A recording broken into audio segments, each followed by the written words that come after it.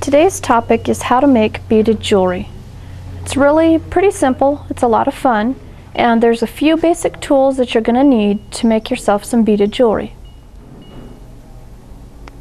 Some of the basic things that you'll need to make beaded jewelry are a small pair of pliers, and these come in handy for opening and closing jump rings, and you'll find tons of other uses for them as you make beaded jewelry.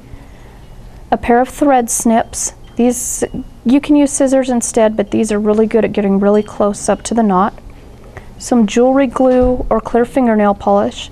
Clear fingernail polish works well because it's easy to clean up if you make a mistake. You'll need some beading thread or some beading wire if you prefer to work with wire. A knotting tool. If you don't have a knotting tool, they're a little expensive and hard to find. You can always use a corsage pin and just bend it at the same angle that this knotting tool's bent at. You might want a pair of crimping pliers. If you're going to use crimp beads, you have to have these. If you aren't going to use crimp beads, they aren't really necessary.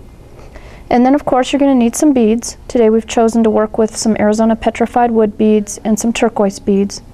And you're going to need a clasp. No matter what kind of jewelry you're making, you need some way to close it up. So the first step in making any beaded jewelry is to attach your clasp. So you just do that by threading it right onto the thread. Doesn't really matter which end you start with as long as you attach just one end. I like to start with the bigger end. That way when you're trying to make that nice tight knot at the other end, you don't have a big piece getting in your way. So you just take and tie a knot, tie on that first end. It's real simple.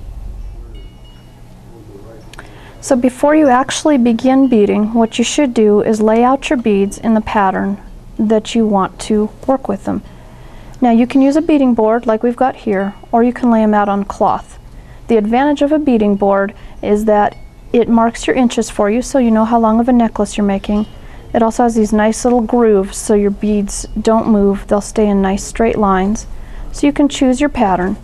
And the handy part about laying out any piece of jewelry before you actually bead it is that if you decide you don't like the pattern or you want to change the pattern, it's very simple to do. You're not pulling beads off and on the thread, which wears out the thread, and also taking a lot of time. It's real quick and easy to change your pattern around if you use a beading board or a cloth and lay out and choose your pattern before you ever start beading.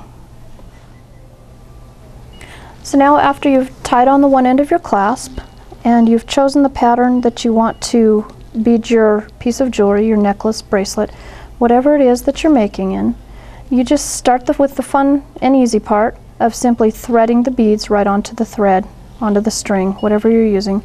And as you're doing it, go ahead and push those beads all the way down so that at the end they end up right up next to that clasp. Just keep doing that until you have all the beads on your jewelry that you're making. So once you've got all your beads on your thread and have it looking like you want to just make sure there's no gaps, no thread showing between the beads. Then go ahead and slide the other end of your clasp onto your thread, which I've already done here, and then go ahead and make a knot. Now don't pull that knot tight, just make your nice big loop and leave a little bit of thread to work with at the end. So pull that there and leave a loop. Put either your corsage pin that you bent earlier or your knot maker through the loop of the knot and then hold it nice and tight up against that last bead. Now you want to keep that nice and tight against that bead. Then with your other hand, pull on the end of the thread, get that in there, and just pull that knot tight. And as you're pulling, you'll notice that your clasp comes up against that last bead. When you get it up nice and tight and your knot maker's pulled up nice and tight in the middle there, slowly slip it out, but be sure you keep tension on the other end of the thread so that that knot doesn't come loose, and so it makes a nice tight knot. You don't have gaps between your clasp and your last bead. You pull that out, you've got a nice tight little knot there. Now to finish your piece of jewelry up, you want to make sure those knots are nice and secure. Take a little dab of clear fingernail polish or jewelry glue. Fingernail polish is pretty easy to work with. Put it on each of those knots. You can also do this earlier in the process if you like. Let it dry a little bit, Then when it's nice and dry, take your little snippers, get them right in as close to that knot as you possibly can, and then just snip that thread away. And then you've completed beaded jewelry.